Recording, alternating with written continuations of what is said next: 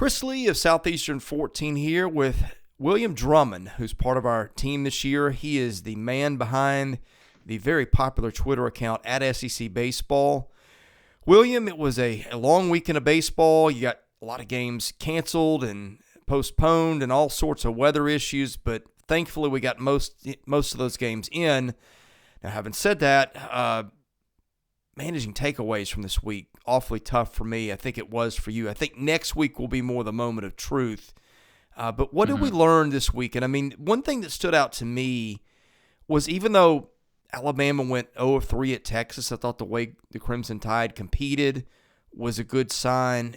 You had Tennessee's crazy weekend where I think they'd still be scoring runs if they hadn't put a run limit on or a cap on Thursday's game or Sunday's game. I think they probably lost track of the days in Knoxville too after a while. But I don't know that we learned a lot. I don't know that the baseball was always good. But what did you take away from last weekend? Yeah, I think you're right. Week 2 is kind of always that week where, okay, we've made it through opening day. We've seen some of the new faces. I guess the two notable series were Alabama going to Texas and then Arkansas at Round Rock. There's a little bit you can take away, but like you mentioned, not a ton. I think there's a lot of teams setting up for next weekend, which should be a lot of fun. A lot of ranked matchups, a lot of Power 5 matchups. But the two stories I think were Texas and Arkansas. I mean, Alabama at Texas and then Arkansas at Round Rock. Like you mentioned, it's hard to be too complimentary when somebody gets swept. But at the number one team in the nation, I thought Bama's pitching staff was better than I was expecting. William, that's something that's really both the Alabama teams so far have pitched better than I expected. Right. In fact, I've got stats in front of me. Alabama's got a 3.13 team ERA, and Auburn's got a 1.86. That was something I think both of us going into the season, we're looking at it going, boy, I don't know if either of these teams can pitch. And so far, I think those have been two of the more pleasant surprises in the league. Yeah, and neither one of those teams is scheduled super soft either. I mean, Alabama goes to Texas. Auburn had opened at Globe Life. So, I mean, you've got, they've both played ranked teams, and they've proven it against some good competition. Out of that Friday night game, man, watching that one for Bama, they lost 1-0 and they lose 2-0 Saturday. And both of those games, they were right there. And even Sunday, I think they ended up losing 6-1. That's a one-run game in the 6th or 7th inning where they're just right there. And they loaded the bases a handful of times. It just seems like they couldn't get the hit when you needed it. But there's going to be a lot of teams that say that against Texas because that's, coming into the season, the talk was that might be the best pitching staff in the country. So I think that probably helps Bama out. From a resume standpoint, not so much. But, when they're in week 1 and week 2 of SEC play, kind of having that series under their belt, I think will benefit them. But yeah, that was a tough weekend. And then, like you said, Auburn. They pitched it really good again. It wasn't just kind of a one-hit wonder thing. I've been super, super impressed with them through the first two. Arkansas was disappointed. They got one hit by Stanford. Beat Louisiana, 6-4 on Sunday. And Friday, I believe, won that one. I've not having it in front of me. I've lost track with who they beat. But yeah, they had Indiana Friday. That's who it was, yeah, which was a nice win, yeah. Yeah, Nolan looked really good. That Stanford game, that's one that, you really want to win, but, it's not going to punish you if you lose that one and go 2-1 against some good competition. I was impressed with them winning that Sunday game against Louisiana because of the weather. You get the Stanford game pushed back. So Stanford plays the early game, then the second game of the day they play Stanford, and they've got like a 7:30 start against Louisiana after they just got one hit. It's not great weather. I think it was like 5-2, 5-3, something like that late in that game, and they're trailing.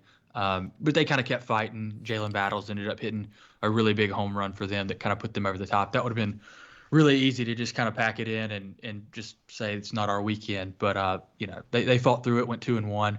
The offense didn't look as good as people wanted it to, but still, it's early. Those guys will kind of get that figured out. But the pitching has been good, and I think that was kind of the biggest question mark, like we said last week. If you're okay if the offense struggles because you have confidence that's going to come around. The pitching is kind of the question mark that you feel good about so far this year for your Arkansas. Yeah, it's weird to look at that batting line for the team. They're hitting .213 with a .326 on base and a .360 slugging. I mean, look, cold weather, tough competition. I don't think anybody's hitting the panic button yet, but certainly we expected more from Arkansas than that. Yeah, and if it was one of those things where, they do have some new faces in the lineup, some of the transfers and talented freshmen. If it was one of those where you're just depending on that guy or those guys, maybe you're a little bit worried. But between Slavens and Wallace and Moore and Battles, I think you feel okay there. Still not the most encouraging thing, but, like you mentioned, no need to panic for them just yet. One thing that really stands out, because we had a really hard time. We spent a lot of time on all SEC teams, a lot of weeping and gnashing of teeth as we tried to select pitchers, and especially a bullpen. You look down, the league's got a collective 2.71 ERA. And again, schedule, cold weather, that has something to do with it. But batters or pitchers in this league have struck out 1,025 hitters, 1,025 hitters, and 866 innings so far, which is remarkable. You look down the list of ERAs. Tennessee, we talk about the bats, .89 ERA. You got a couple teams under 2. You got one team in this league that's over 4 in an ERA, and that's South Carolina, who we thought probably had maybe a top 5 pitching staff coming into the year. You look down at the performances last week, and these are just off the top of my head. You had Blake Money going another 7 or 8 innings. I think Preston Johnson had a good start from Mississippi State. Cannon went 8 1/3. Yeah, had a perfect game or a no hitter for 7 innings. Was it? Which was it? Yeah, I'm not sure what it was. It was through like 7, and then I think he ended up going like 8 1/3, and they win 1-0. So that's one of the, they needed him to be that good, and he was. Yeah, I think he was co-pitcher of the week. Barco was dominant again. I have a feeling Barco could probably win SEC Pitcher of the Week every week if they wanted to give it to him. Micah Dallas at A&M, I think, was the other guy, co-pitcher of the week. He was good. And that's one of the things we talked about all season and during the previews is, okay, this conference is going to hit. It's loaded with lineups, not a lot of proven arms. I was expecting to be talking about, slugging percentages through the first 2 weeks, but the pitching has been really good. So you mentioned Alabama and Auburn have kind of surprised and exceeded expectations. Tennessee's relying on some new names that you knew had talent, but it was kind of curious to see, okay, do they put it together? They've been good. Georgia's been good. It's definitely a surprise. And I think, that will probably balance out a little bit when hitting kind of catches up after those first couple of weeks of seeing some live pitching, getting in some warmer weather and stuff. But it's still, super encouraging to see, and goes to show that, preseason doesn't mean everything. We don't. Yeah. You'll learn something new every week. Well, look, we knew these teams had talent, right? It wasn't like, all these pitching staffs are going to stink. We're just like, who's going to step up? And I mean, you don't know. I mean, I still worry about LSU at times.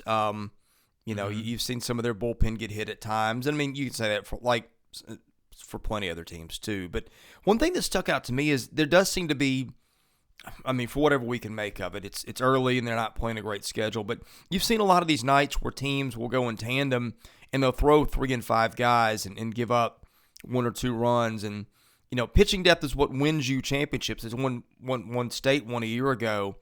And again, all we have to go by so far, but it's been encouraging. And I caught you with getting a sip of water just in time. No, you're good. You're good. Yeah, no, it's definitely been encouraging. Like you mentioned, I don't think anybody thought there wasn't going to be good pitching in the SEC, because it felt like everybody we talked about, it's like the talent's there. How do they perform? And you are seeing a lot of those guys step up through 2 weeks. I mean, Vandy lost Rocker and Leiter. Here we are 7 games in. Vanderbilt leads the SEC with 95 strikeouts in 60 innings. I mean, and I watched them a lot the last 2 weekends. It's just one power arm after another. That's a team that I don't think the top end is what it was, but I think this is a deeper staff this year. I don't know that they've had anybody go more than 4 innings this year, and they've still got Patrick Riley pitching out of the bullpen where he's been really good. Carter Holton was pretty good again. They're using Nick Maldonado, their closer, last year on Sundays. I still have mixed feelings about that, but that's one that I think we're like, where are the pieces going to fit? But I think the pieces aren't as maybe spectacular as they were a year ago, but I think there might be more of them.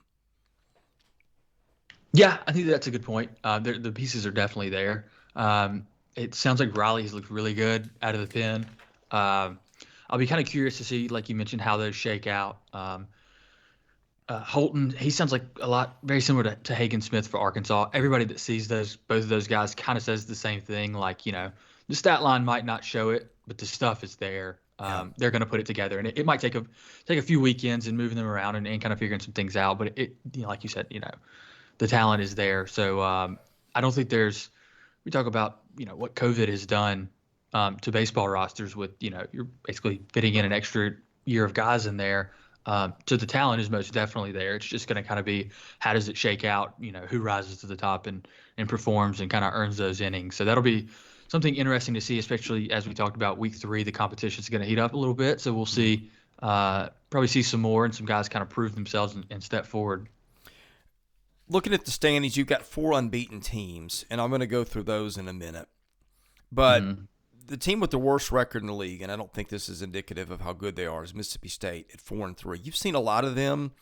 What's your take on them so far? Because I still think that's a top 10 team. It just really hasn't clicked with them yet. Yeah, they lose to Long Beach week 1, and that's just kind of one of those. Okay, you kind of brush that one off and just say, opening day, good team. Friday they lose to Northern Kentucky, and I think people were a little worried. But then, the second 2, the bats wake up, they're fine. Sims is 0-2, but he's looked great in both of his starts. The numbers weren't as good in this last one. There were some unearned runs in there. Some kind of tough luck, bunts that fell in weird places, some errors, stuff that he normally probably gets out of, that he didn't get out of. But it goes down as unearned. I thought Preston Johnson looked really good. He was kind of the best arm of the bullpen from weekend 1, and other than Sims, he was one of the better guys last year that they went to. He looked really good in his first start. I'll be interested to see.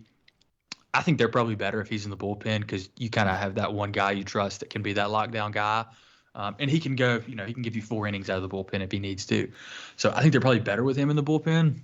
Be interesting to see if they keep him in the rotation or what they do there. Cade Smith, the Sunday guy, has looked good in both of his starts. Yeah. But the offense has kind of been the story for them. I tweeted out a stat for kind of the returning production, which Cam James, Hancock, Tanner, Cumbest, and Kellum Clark, which is what everybody was kind of hanging their hat on with that lineup. I think they had 2 extra base hits and were hitting like 230 as a team through that Friday game. And then I think in the next 2 games they combined to hit like 600 with 4 or 5 home runs and 90% of the team's RBIs. So some of that might be a little bit an off season of everybody hyping everybody up, seeing draft stocks, seeing all that, or it could be a lot of Tanner Allen and Rowdy Jordan are gone. Everybody's trying to step up and guys are pressing a little bit. I think the talent's there. I think they'll be fine, but it has been a little sluggish start. I'd say, but I think the series against Tulane in New Orleans this year, I think is going to be really intriguing. They had 2 walk-offs for State to beat Tulane last year in Starkville. Going back to Tulane this year, I think that'll be a really intriguing series this upcoming weekend. It's not going to be the top of the slate with all the ranked matchups we got, but I think that's when State given the way they started this year, I don't think they can afford to go down there and lose 2 or 3. So I think we might see a little bit more fire, a little bit more urgency in their first road trip. They've got a wild card out there, too. I watched them a little bit last week in the midweek. I saw Jackson Fristow pitch, who's a really talented arm they've got, who's, I guess, their weekday starter for now. But that's just another case. There's a little pitching depth there in reserve, and I'm interested to see – was it? I guess you were saying Johnson, they might move back to the pen potentially. There'd been talk of that, or was that Sims? Johnson. He okay. looks really, really good. Yeah. He looks really good in his start. So they, if you get a guy that can give you 6 innings, you might leave him where he's at. Right. Not a lot of those guys. Fristow, yeah. You might want to hold on to those. Fristow is a guy I like. It wouldn't surprise me to see them give him a shot in the rotation. Spent some time in the rotation last year as a freshman and just kind of hit that wall towards the end of SEC play where you could just kind of tell he ran out of gas. But the stuff's good. I would be interested to see, I don't think he spent much time coming out of the bullpen last year. He was primarily a starter. But be interested to see how they use him moving forward because I think he's a good arm that could, log some serious innings for them. All right, we got 4 teams that are unbeaten. Ole Miss is 6-0. Got a game rained out this week, and again, I don't know what my takeaway on Ole Miss is. I mean, it's different than what we would have said it was coming this season, other than that they've got defensive tackles who can hit home runs too. So I did see that video making the rounds. Yeah. Anytime a defensive tackle who hits a walk-off home run, albeit run rule walk-off, but still exciting nonetheless. I know all the Ole Miss fans have been clamoring for him to get some at-bats, so that one went pretty well for his first career home run. But, yeah, I think you hit the nail on the head. I feel like we're probably going to be beating the same drum as we said last week. Right now, I'd probably have them as, the high-strength team in the league. I think most publications do. But, 2 games against VCU, I don't know how much you're going to take from that. I mean, VCU is a team that makes the tournament every couple of years, is a tough 4 seed, but which is more than some teams have played, right? No doubt. I think they did exactly what you're supposed to and what you want to see your team do in those games. But it'll just kind of be interesting to see. I think they go their first road trip to UCF this weekend. So a little bit stronger test. You are going on the road, but still not a ton to take from that one. But, I mean, I think if you're an Ole Miss fan, that's what you want. You want boring. You want blowouts where, Elko, guys like that, Kevin Graham are just, hitting the ball all over the yard, and you don't really have any worries after about the 5th inning. Yeah, you want Elko on 2 legs, and you've got that. And he's got, 3 bombs already, I think? Yeah, he got another one this weekend. Yeah, Graham, I think this went overlooked mostly outside Ole Miss. He had a 61-game on-base streak snap. That's incredible. Yeah, I did. Was that last weekend? It was last weekend, yeah. Mm-hmm. Okay, yeah, I did see that. Yeah, he's been super, super consistent for them. I mean, Elko was the story last year. You've got at the time, freshman, now sophomores, Jacob Gonzalez, TJ McCants, defensive tackles, hitting home runs. But, man, that guy's just been so consistent. And he's one of those guys that if you look up at the end of the year and he's, first team all SEC in that conversation for SEC Player of the Year, I don't think that's going to surprise many people, especially the coaches in this league with how consistent he's been.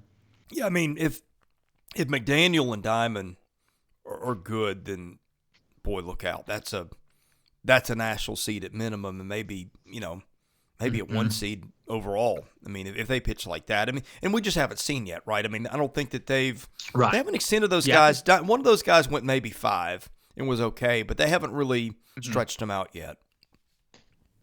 Yeah, I think that's what's going to take that team from good to great, and kind of separate them from others, because we know the offense is going to hit. We know the lineup is going to be one of the better ones in the conference and therefore the country. But if they can be, top 5 in the SEC pitching staff, I think that really puts them in another tier, and is going to make them kind of trouble for anybody throughout the whole year. All right, we got 3 more unbeatens, all 7-0, Tennessee, Kentucky, Georgia. Let's start with the Vols. Let me just read you the numbers. Might be here a while. Yeah, we may be. 7 games, 117 runs. Now, I believe all their games have been at home, and they had a lead in the 9th of all of them. So it means they only hit 8 times, which makes it more incredible.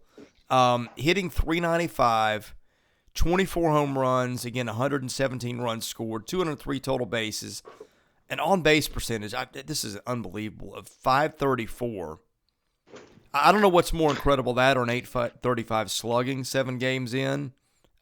Take your pick, but and I know competition. Iona is not very good. Iona gave up, I think, 49 to Old Dominion the prior weekend, and just frankly does not look like a Division I club. But still, I'm really intrigued to see Tennessee face a real pitching staff, because I have a feeling. I mean, look, they hit last year, right? They can coach hitting.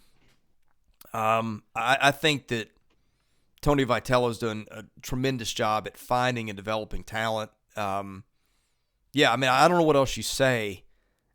They've got, I don't know how many guys they've had hit home runs. Trey Lipscomb, he's leading the league. He was a reserve for them a year ago. It's crazy to see the numbers every night. Yeah, if you look at their team stats, that looks like, one guy's stats that you tweet out through 2 weeks that's on a crazy tear, but for the whole team to be doing that. Right. I think 68-3, they outscored Iona this weekend. And like you mentioned, the Gales are not the toughest competition, but I don't care who you're doing that to. That's impressive. They'll get Texas Friday in Houston, so that'll be a drastic change in caliber of opponent. But I mean, if you're Tennessee, that's what you want to do the week before you go see, the toughest task to date. You want to be clicking on all cylinders. So I think, of all the great games next weekend, that's kind of one to circle for that Friday night, just to see how that goes down, because we talk about Alabama going to Austin, getting beat 1-0. I think Hansen is Texas's Friday night guy, and he's just really, really good. So that I think that's probably got my attention more than any of them on Friday. We'll be really interested to see kind of red hot offense meets shut down staff. So that'll be fun for sure. Yeah, I can't decide if I'm more looking forward to seeing that or 103 coming out of the bullpen, which is what Ben Joyce has been clocked at. Yeah, that made the rounds on Twitter. Once Pitching Ninja got a hold of that, that's one of those that everybody's like, well, wait a minute, who is this guy on Tuesday throwing 103? And that's one of the guys we talked about in the preview. This will be fun. How's this guy look? And once we see him live, and sure enough, he lived up to the hype and then some. There's almost a Sid Finch joke in there. There really is, yeah. I don't know. I hope most of our listeners get that one. I wasn't sure if you would, but you're on I think top I made of it. one of those. I made one of those on Twitter a couple of years back, and the people that got it were like, I like you more now that I know you made that joke. So yeah, exactly. Get a little street cred for that one. Well, best offense. I mean, coming into the season, I thought it was them, or I thought it was Ole Miss or LSU, with Arkansas kind of an honorable mention at third. Boy, LSU's really hitting.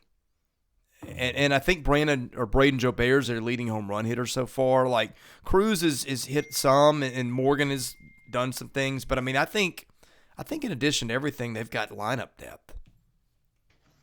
Yeah, they really do. It's not the fact that it's, just Cruz, Morgan, and Barry that are beating you. It's everybody 1 through 9. And they played 4 games against I think they had 2 opponents this weekend, Towson and Southern. Yeah. And, like we mentioned, you're not taking a ton from that, but they've done what you're supposed to do. State and Arkansas, they've had weekends where, they're playing lesser competition and they don't put up those numbers. And, people are kind of, there's some question marks, is everything okay? But LSU, they're doing what they're supposed to. They're looking good. And like you mentioned earlier, Blake Money, he's been really sharp. I still don't think he's allowed an earned run through his first 2 starts. So I think they'll open with Oklahoma, and then they get Texas on Saturday, and then Baylor Sunday. Those 3 will be really, really intriguing to see kind of how they respond. Their first weekend games away from home, first games out of the state of Louisiana after that La Tech midweek. So that's another one. Probably Saturday, LSU Texas is probably the game to circle. So probably the most true to form team so far would be Georgia, where the pitching has been there.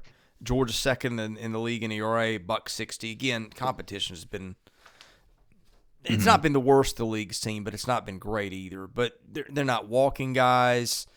They're not giving up a lot of hard-hit balls. I mean, it's what you'd expect out of a vintage Georgia pitching staff.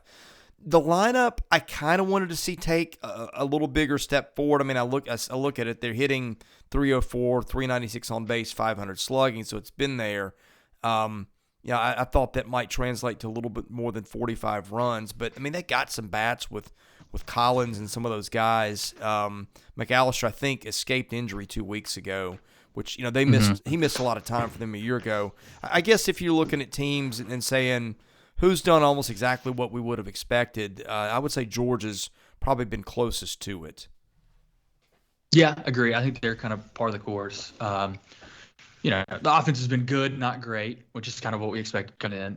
The pitching has been good. We mentioned Cannon got co-SEC Pitcher of the Week honors today.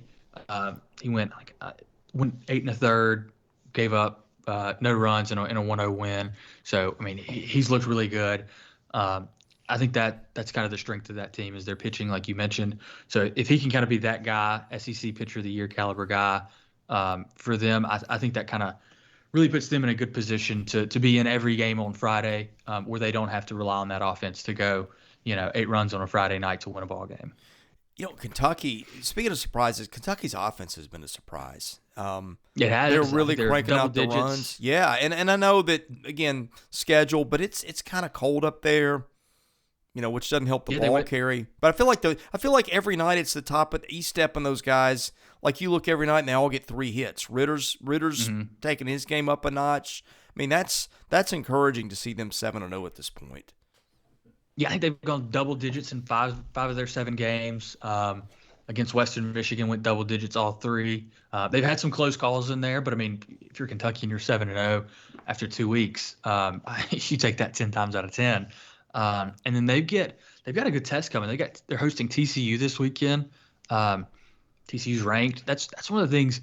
It would be really easy for Kentucky to just kind of schedule really, really light. But they typically always will put a pretty good non-conference road schedule or home schedule. They normally do like a home and home, and they'll challenge themselves. So I think I would love for them. I was talking with a guy on Twitter about kind of getting the crowd. They're in the new ballpark, so this will kind of be the first big series they've had in the new ballpark. Where there's a little momentum, a little hype around the team. So I think it'd be great to see some of the fans come out there. They've got a away basketball game. So I think that this has a chance to be a really big weekend for them. We'll definitely find out more about them because, like you mentioned, they haven't had the strongest competition, but 7-0 so far, and we'll see how that momentum translates to against a good TCU team. I know Missouri, not at the top of the discussion points list here, but Missouri last year, and again, schedule's not been the greatest, but I think they've been on the road all 7 games, or at least 6 of 7. Mm-hmm. Missouri started horribly last year against a weak schedule. So to see them go 6-1 at this point, to me, I feel good for Steve Beazer and those guys because I know it's been a rough few years for them. Yeah, it really has. One thing I did want to point out, they had an immaculate inning on Friday. Oh, yeah. 9 pitches, 3 outs, 3 strikeouts. So that's pretty cool. Did catch that little nugget. But yeah, they go 2-0 at UL Monroe. They will be. I think they all have been on the road. They get their home opener this Friday. So I think this is their best start since 2017. So yeah, like you said, I mean, I think that's super good for them. It's been a tough couple of years, and people like to make them the butt of the jokes. But Missouri's got some talent. They have some good teams. I think it was 18 or 19 that they were a fringe regional team. Yeah, and in my opinion, got screwed because I was following it pretty closely. Yeah, I was gonna say that team. If they had a different logo on their hat, there's probably they're getting a little bit more leeway, a little bit benefit of the doubt, and they're probably getting in there. They didn't help themselves down the stretch that year, but this is their best start since 2017. So I think that's super encouraging to see because that was a team before they moved to the SEC. They were making postseason appearances. Yeah, they just get thrown in an absolute gauntlet, and it's just they don't have the resources that everybody else has. But to see them have success with what they do, I think that's great for the league. Yeah, Torrin Montgomery's hitting 450, which I thought he's the guy that, like, if we had put a Missouri player on all SEC team, he'd have been the guy, but there were some better first basemen. Let's see, who are we missing so far? I'll tell you what, we hadn't talked about A&M. And the one disappointment I had this weekend, the big disappointment I had was them losing that series to Penn. It was close, and some of those Ivies can pitch at times. And they did have some good pitching performances. Joseph Menifee blew a game for them that they were ahead in. I think that was really costly, probably the difference in the weekend. But feels like they've gotten a little bit better from last year, even in spite of losing a series to Penn. Yeah, they played well. They lose the Friday game. Saturday gets rained out, so they got a doubleheader Sunday. I'm not sure how many people were paying attention to the second game of that doubleheader when they've got a 5-1 lead at about 8 o'clock at night. But it looked like they were kind of cruising, and then just the wheels fell off. But prior to that point, they did pitch it pretty well. Micah Dallas was co-pitcher of the week. You take away those 3 innings, and they look good. They gave up, I think, 7 runs over those last 3. And it was just, kind of sloppy. Like I said, long weekend. Things just kind of fell apart there at the end. But there are positives to take away from that team, even though you do lose 1 or 2. Still feels like they might be kind of a season away. But they've got the pieces. They've had some guys step up. Some of those transfers. By no means is this shutting the door on the season or anything of that nature. But yeah, not the most encouraging close of the weekend. But They'll try to get back. I think they got Santa Clara next week. So I'll be interested to see kind of how that pitching does throughout the rest of non-conference and as they get into conference play. Another thing I meant to bring up, we didn't talk much South Carolina. Andrew Eister's really been on fire for them, and he's getting all the right hits at all the right times. Michael Braswell, their freshman shortstop, has been really good. I think I saw he pitched a little bit the other day too. Like I said, with South Carolina, I felt like the story last year, like you just find a couple of bats, right? And Clark was that guy out of conference, but he didn't hit in the league. Like if Eister and those guys step up for them, again, I think they're going to pitch despite what the ERA says right now. That's got a chance. I think this whole league is going to be really interesting, but that's one that I'm kind of keeping an eye on because my thing with them was like, is anybody in that lineup going to hit? And they've had a couple guys that have stepped forward so far. Yeah, it definitely looks like they've taken a step from last year because it just seemed like you get them against lesser competition, they were pretty good, but against the top arms, they really struggled last year. Eister's one of those guys that, he might not get all the publicity that, a Dylan Cruz, a Tim Elko, some of those guys get. But, man, he's having a great year. And we talk about their ERA not being great. They're still missing Bosnick, who's supposed to be their Saturday guy. So you expect that to get a little bit better. James Hicks, who's I think was going to be their 3, got moved into the Saturday spot with Bosnick out. He left after like 3 innings on Saturday. Yeah. I think that was kind of just a precaution. It sounded like somebody mentioned that might have been a blister or just kind of them playing it safe.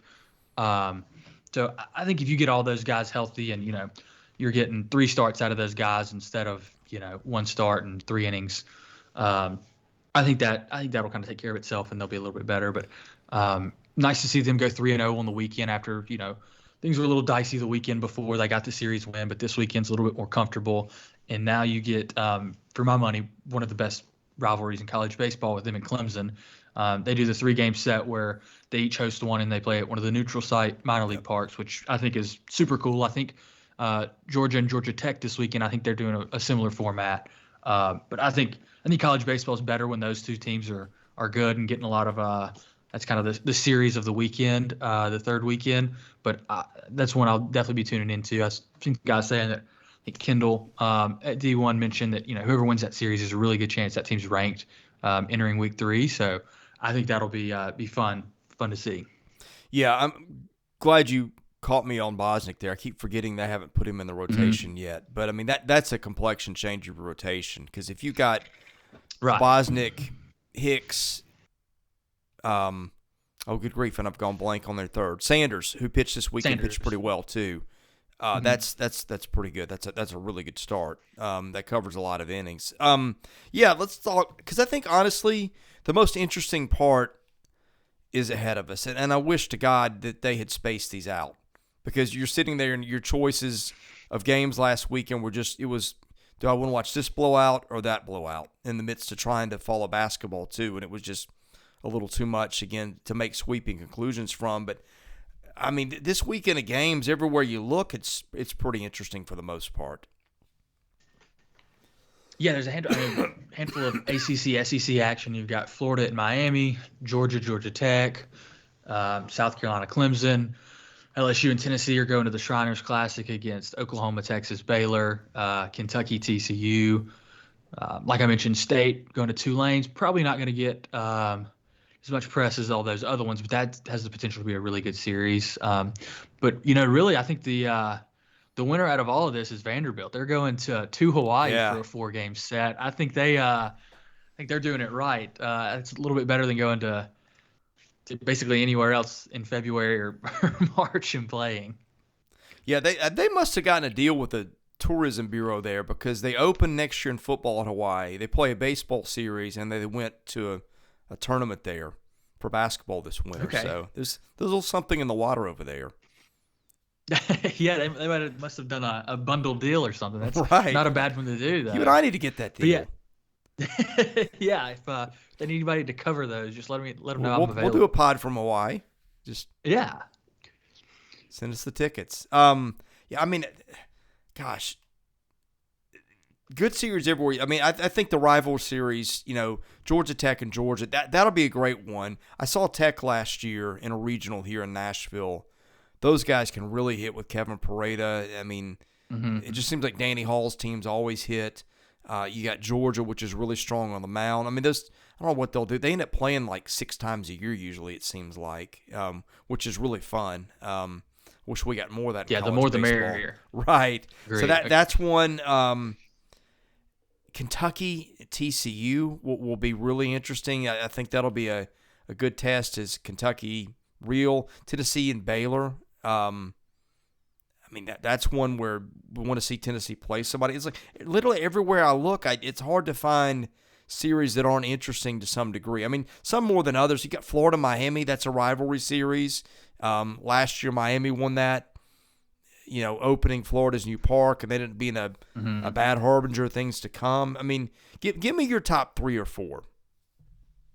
Yeah, well, I don't know if this would be my top 3 or 4, but we mentioned, we touched on LSU, Texas, Tennessee, Texas, the Texas name brand, preseason number 1, all the hype.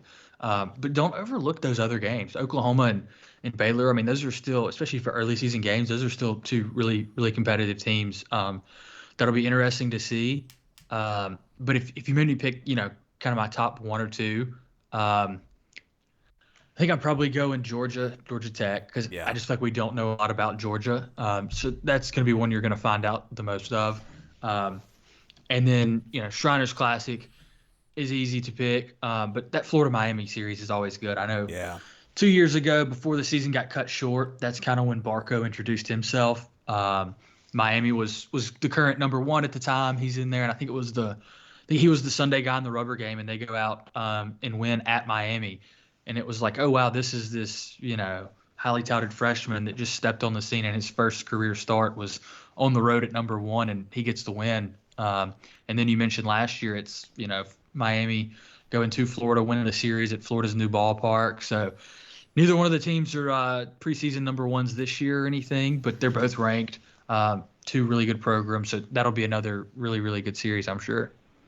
Yeah, seeing Tennessee against Oklahoma, Texas, and Baylor, that's at or near the top of my list. Just after the way Tennessee has started offensively, you kind of want to know, like, how much of that is legit. And I think that's going to be a big, big step to finding out. Yeah, and obviously Tennessee, Texas, Friday night is kind of the one to circle. But I'll be interested in what happens in those next 2, regardless of kind of, if Tennessee lights up Texas in that Friday night game, okay, how do they ride that into the next 2? If they get humbled a little bit by Texas in that, how do they respond? So I definitely think that's interesting to see. Texas has a lot of firepower. Yeah. Tennessee is a pretty brash group. It's in Texas, so there'll be a lot of burnt orange there. So I think that'll be fun just from a entertainment standpoint as well. I think that'll be probably see some fireworks, some chirping going back and forth. But for an early season game, I think that's what college baseball needs. That'll be a lot of fun to see kind of how that plays out. Boy, the ADD fan base of the weekend is going to be Tennessee, because Tennessee's going to get those baseball games, and I think Arkansas in basketball. So, like, there'll be a lot of fans manning multiple devices and getting yelled at by wives for not paying attention to, the grocery list or whatever, for sure. But I think, LSU's one beat. Go ahead. I'm sorry.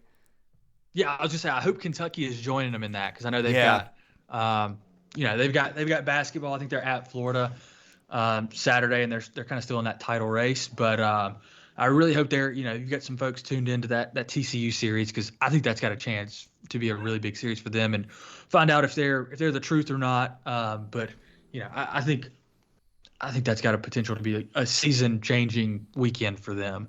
Well, and 1B to that is LSU facing those same teams. And I think that the matchup, I don't know that you'll see a better matchup all year than Texas is pitching against LSU's lineup.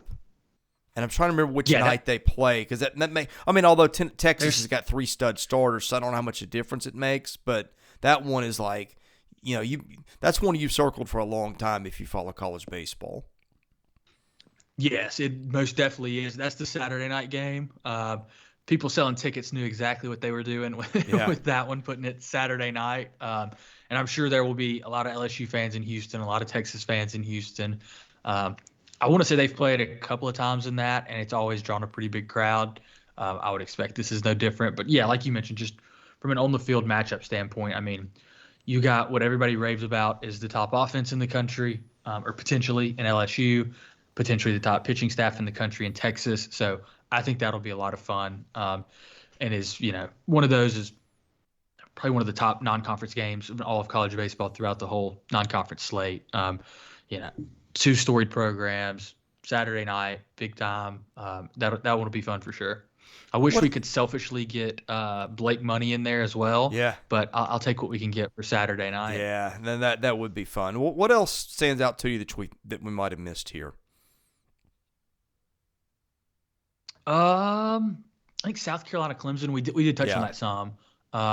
Neither one of those teams are ranked.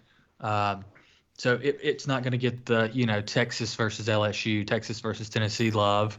But I think that's another really intriguing one. That's always got a great crowd, always a fun weekend, and a chance for one of those teams to kind of make a statement and, have that marquee series win, instead of just beating up on some lesser competition, to kind of make a statement. You could say that about a handful. Another thing, I'll be interested to see how teams, Alabama, A&M, I think they were the only two to drop a series, kind of how they respond. Looks like Alabama's got Murray State, A&M's got Santa Clara. So neither one of those have, world beaters, but that's one of those that, you've got to respond, and we'll see how they do. Like I said, I think the Bama pitching has been good, and A&M too for that matter. So we'll see if those guys kind of lock back in and how they do, if the bats kind of swing back around and they step up, or if that's kind of indicative of what we're going to see for the rest of the year.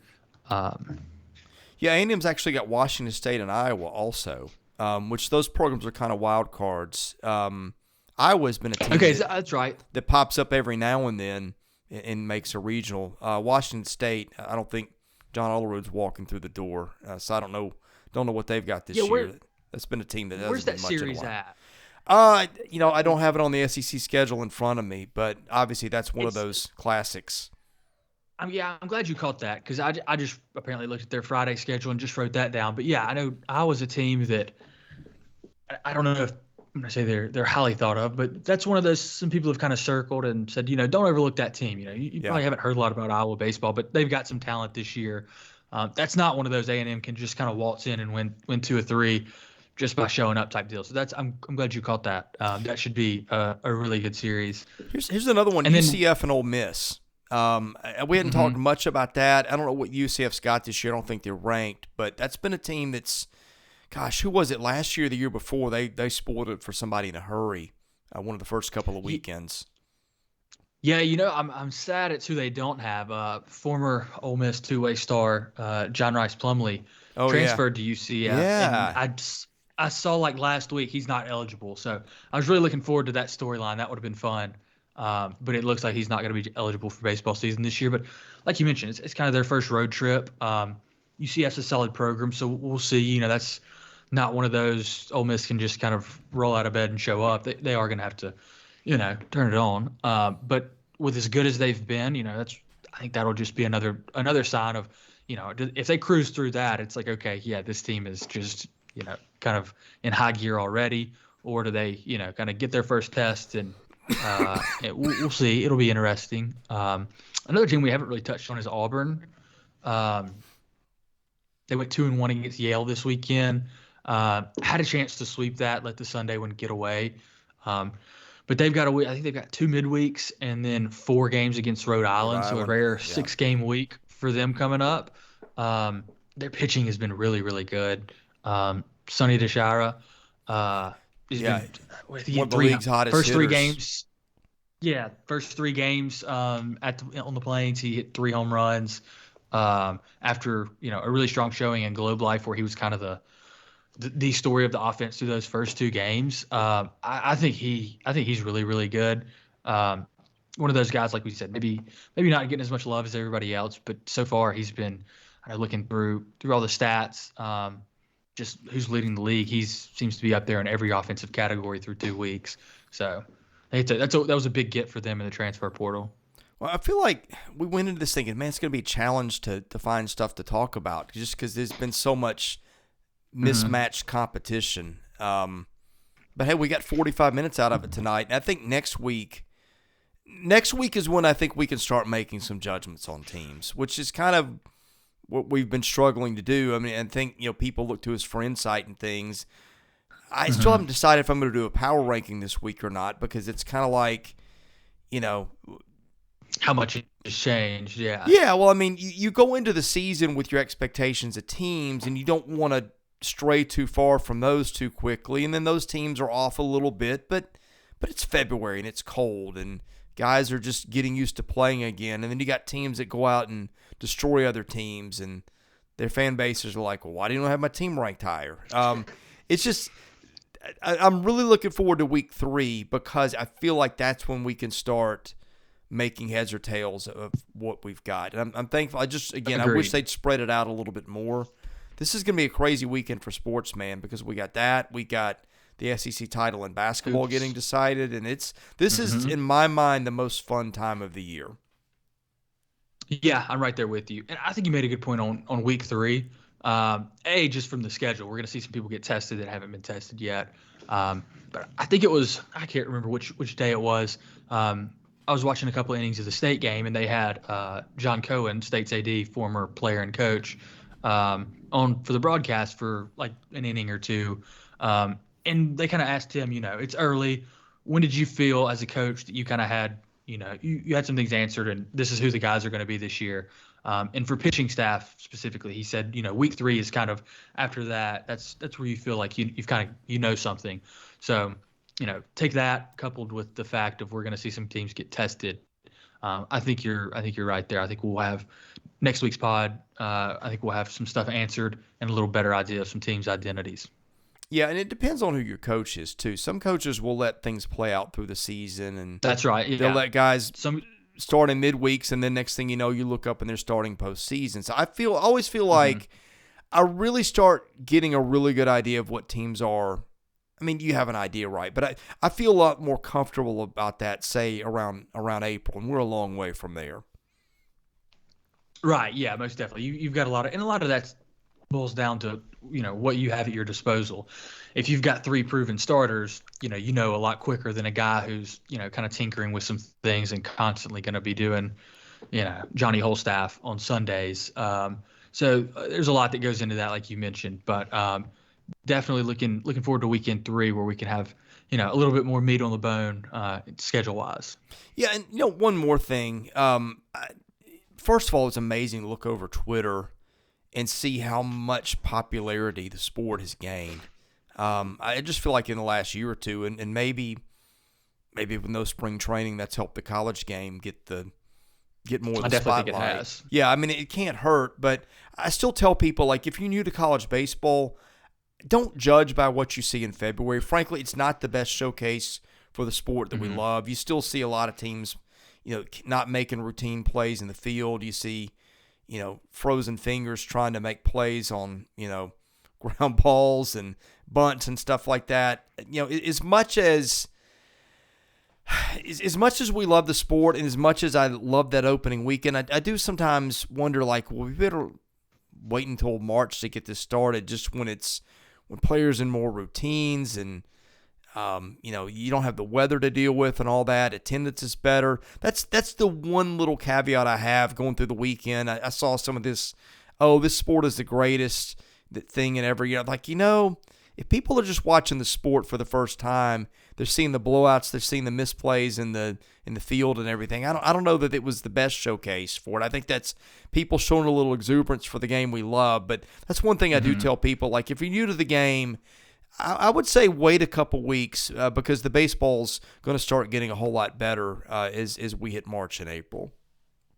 Yeah, I think that's 100% true. And a good point of that is, I saw today Stanford, after playing a Sunday doubleheader in Round Rock, they had a Monday noon game, I think against Sam Houston State or somebody, and they're like, that's 3 games in 2 days, 2 different cities. They were losing, and it was just kind of like, this isn't the peak of college baseball. No. Like you mentioned, once we get into the heat of conference play and some things like that, you'll start seeing a lot better baseball. But obviously, we love what we've seen through 2 weeks. I've had a blast watching it, but it's only up from here. Yeah. Well, William, next week we will have a heck of a lot more to talk about. I can't wait to do it. That we will. Thanks for joining us, and your Twitter account has been going strong these first couple of weeks, my man.